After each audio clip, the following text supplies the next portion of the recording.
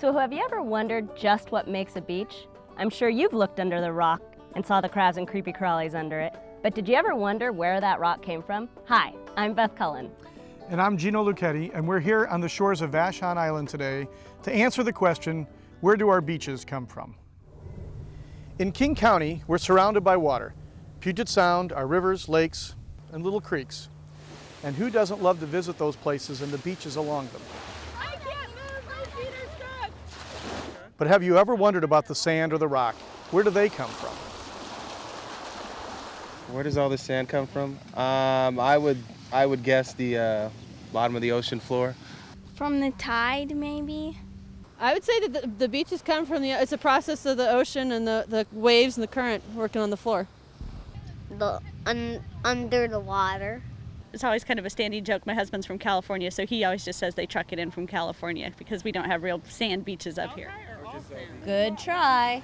But the sand actually comes down from the land, not up from the seafloor. Rocks, gravel, sand, mud, it's all sediment. But it doesn't just appear, it's got to come from somewhere. And for a beach like this, it's a feeder bluff. But even before that, it started with the formation of those soils through geologic processes such as volcanoes and glaciers. The bedrock, gravel, sand, clay, and the boulders that we see today are the result of numerous glaciers that carved out the Puget Sound. The most recent of those glaciers existed between 16 and 10,000 years ago and had a depth of 3,000 feet or more. Now that's a lot of ice. Bluffs like this erode constantly, sometimes slowly, sometimes very suddenly with a landslide. This erosion brings down sand and gravel to replenish the beach. Many beaches in King County are armored with bulkheads or seawalls. Countywide, about 70% of beaches have armoring. Here on Vashon, it's about 50%. This armoring prevents wave erosion and traps sediment that does erode, which means less sediment is available to nourish and maintain the beach and other downstream areas. Driftwood and beach grass provide a natural way to protect the shore from erosion. These buildings at Point Robinson on Maury Island have been here for almost 100 years without any substantial shoreline armoring. They're protected naturally. Sediment moves. It doesn't just stay put. Waves and tidal currents move things around, usually in specific and predictable patterns. Sediment comes off of the feeder bluff, moves along the beach, and then the currents take it out into Puget Sound. But the waves and the currents affect the sand and the rocks and other materials differently. That's why in some places we have very rocky beaches, and in other places like here, it's a sandy beach. Most sediment gets moved along the beach by waves and tidal currents in self-contained units called drift cells. A drift cell starts with a source of sediment like a feeder bluff. Then the waves and tidal currents move the sediment along the beach and deposit it in areas like marshes, spits, or points. But what happens if the sediment movement is blocked or changed? Well, jetties, boat ramps, and other man-made devices can block movement of shoreline sediment. This causes sediment to pile up on one side and erode on the other.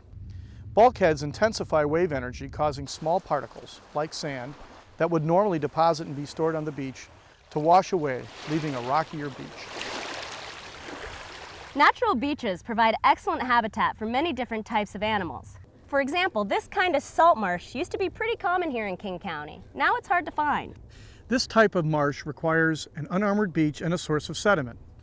The sediment moves down the beach as the waves and tidal currents push it along until it forms a beach and a spit that surround and protects the marsh. During each tide, the salt water comes around the spit and up the channel, mixing with the fresh water from the springs. This creates an excellent environment for the fish and different types of wildlife that call this place home. Eelgrass beds are also very important habitats. They are a sort of nursery for young salmon and other animals, providing food and shelter. Eelgrass beds are sensitive to alterations. For example, large docks and piers can shade them out. Overhanging vegetation is also an important habitat feature. Trees and shrubs growing over the beach like this are especially important for small fish like sandlands that spawn on the beach. These trees help protect the fish and their eggs. There are fewer and fewer areas where you see trees growing over the beach like this anymore. You can help protect our beaches. If you're visiting a beach, be sure to leave it as you found it, or in even a better condition. And if you see driftwood on the beach, leave it there. It's protection for the beach, and it provides habitat for the fish and wildlife.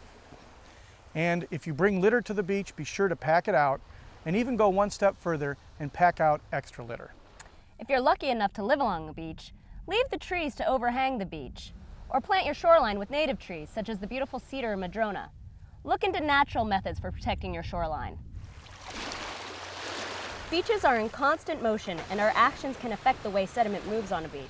The story of a beach starts with a bluff which provides the sand and gravel. This sediment is naturally washed along the beach by wave erosion, creating other types of habitat like sandbars and eelgrass beds. A beach's natural processes are often interrupted by human structures like bulkheads, boat ramps, and docks.